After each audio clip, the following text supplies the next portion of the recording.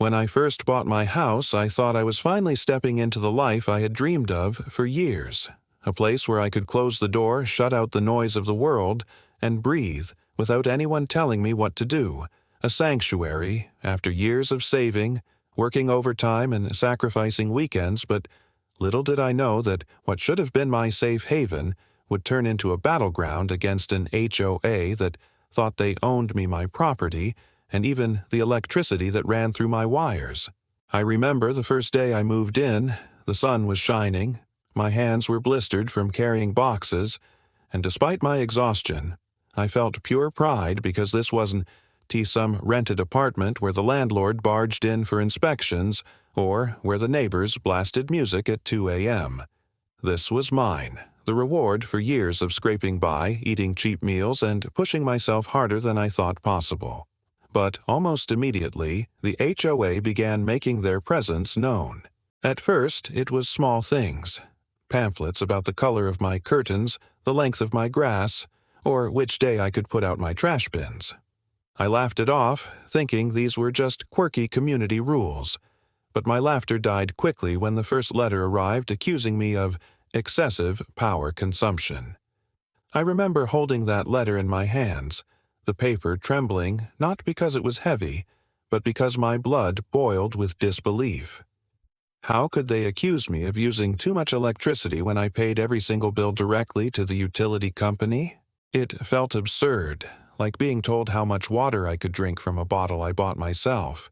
At first, I tried to brush it off, convincing myself they must have mailed it to everyone, some sort of standardized warning. But a week later, another letter arrived, this one sharper in tone, warning that they had noticed my air conditioning unit running late into the night, and that such practices placed strain on community resources. My jaw tightened, my teeth grinding as I read their pompous words, my anger building with every sentence. Who were these people to dictate when I could cool my own house? I paid for the electricity. I wasn't stealing it. Still, I crumpled the letter, tossed it aside, and tried to get on with my life. But the harassment escalated. More letters, more threats, and then one night, something happened that crossed a line I didn't even realize they'd dare to approach. My power was cut off. It was the middle of summer, the air thick with humidity, sweat clinging to my skin, when suddenly my house went dark. I stumbled through the pitch-black rooms, tripping over furniture, fumbling for my phone to use as a flashlight, my heart pounding in my chest with confusion and fury. For an hour I sat there, drenched in sweat, humiliated and furious, staring at the dead thermostat that refused to hum back to life. When the power flicked back on, I checked my smart meter history, and there it was. A manual cutoff, a spike in the record that proved someone had tampered with my electricity. My hands shook with rage as I realized what this meant. This wasn't some accident or outage.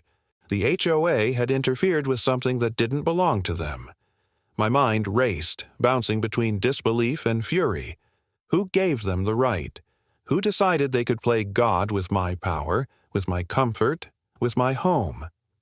I barely slept that night, tossing and turning, my sheets sticking to my damp skin, my thoughts consumed with that smug HOA president, Mr. Carmichael, a balding man with thin-rimmed glasses and a permanent smirk that seemed designed to make you feel small. At the next HOA meeting, I showed up, clutching the letter in one hand and my phone in the other.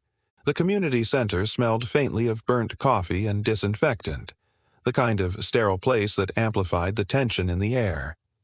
Neighbors sat in folding chairs, murmuring about landscaping and pool rules, until I raised my hand and demanded, "Why was my power cut last night?" The room went silent, all eyes shifting to me. Carmichael adjusted his glasses, looking down at me like I was an unruly child. "We have the authority to regulate excessive usage for the good of the community," he said, his voice smooth but dripping with condescension. My stomach twisted with disgust. "You don't pay my bills, you don't own my lines, you have no right," I shot back, my voice steady but vibrating with suppressed rage. And then he smirked. that infuriating smirk that made my blood boil, and said, "The bylaws are clear." In that moment, I made a decision. They thought they could push me around, intimidate me, make me cower. They were wrong. From that night forward, I became obsessed. Every letter, every email, every smug little note slipped under my door, I saved. I created a binder, thick with evidence, each page a testament to their arrogance. I installed cameras around my property, catching HOA members snooping, jotting notes, whispering to each other as if they were the secret police. I added backup power logging equipment, and when the lights went out again, twice more, I captured every second of it. Each blackout was another knife in my pride, another night of sweat-soaked misery, but each one also added more ammunition to my growing arsenal. Still, the harassment didn't stop there. They began issuing fake fines, slips left on my door accusing me of leaving outdoor lights on too long, of watering my lawn on the wrong day, of parking too close to my own driveway. Neighbors began whispering, some avoiding me, others quietly offering sympathy but too scared to stand up against the HOA. The stress ate at me. I'd lie awake at night, staring at the ceiling, my mind racing with anger and frustration. My work suffered, my friends noticed I was on edge, snapping more easily, my shoulders permanently tense. But underneath the exhaustion and the rage, a stronger emotion grew. Resolve. I wasn't going to let them win. What they didn't know was that my cousin was an attorney, and when I finally broke down and poured the entire story out to him over beers one evening, his expression hardened. "They're cutting your power? That's illegal. That's way beyond their authority." For the first time in weeks, I felt a flicker of hope. With his guidance, I gathered everything. He showed me how to request official logs from the utility company, how to frame the timeline so the pattern of harassment was undeniable, how to document not just the power cuts, but the psychological toll it was taking. Every night, my dining table became a war room. Papers spread out, highlighters marking key points, tabs sticking out like battle flags. The lawsuit was filed. The day Carmichael received the notice, he came storming up to my door, his arms crossed, his face twisted in anger. "You really think you're going to win this?" he sneered, trying to loom over me, his voice dripping with disdain.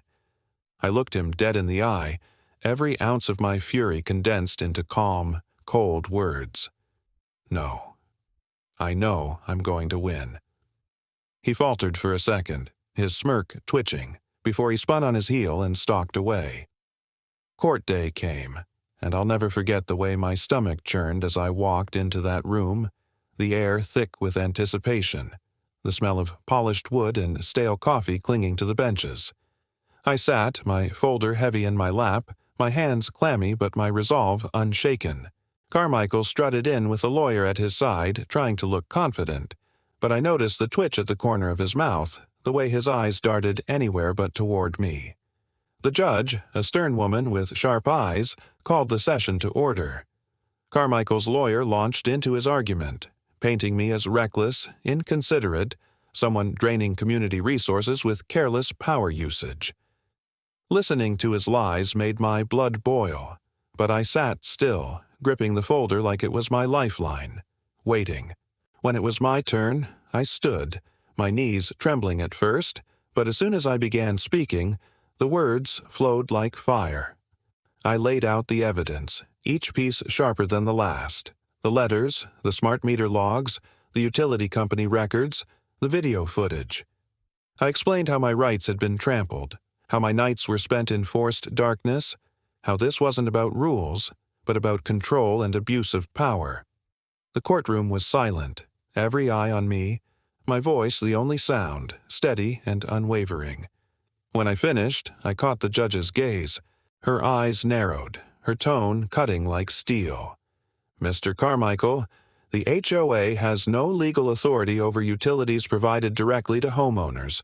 Cutting power without consent is not only beyond your scope, it's unlawful." The words hit like a thunderclap.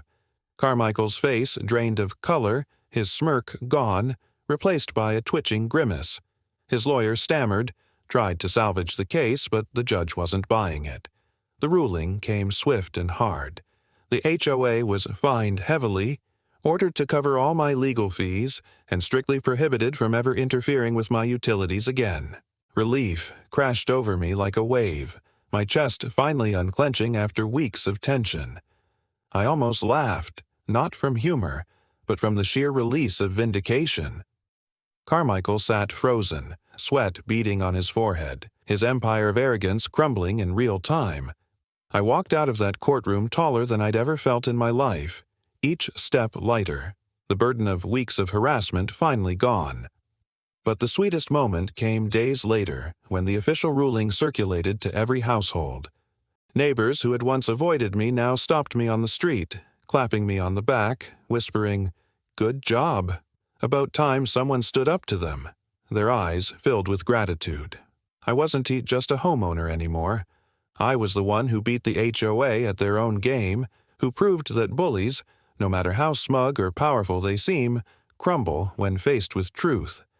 And every time I hear my AC hum to life on a hot summer night, I smile because it's not just cool air I'm feeling. It's freedom. It's justice. It's the sweet, undeniable reminder that sometimes the best revenge isn't shouting or fighting, but standing tall, refusing to be silenced and letting the law wipe the smirk off your enemy's face forever.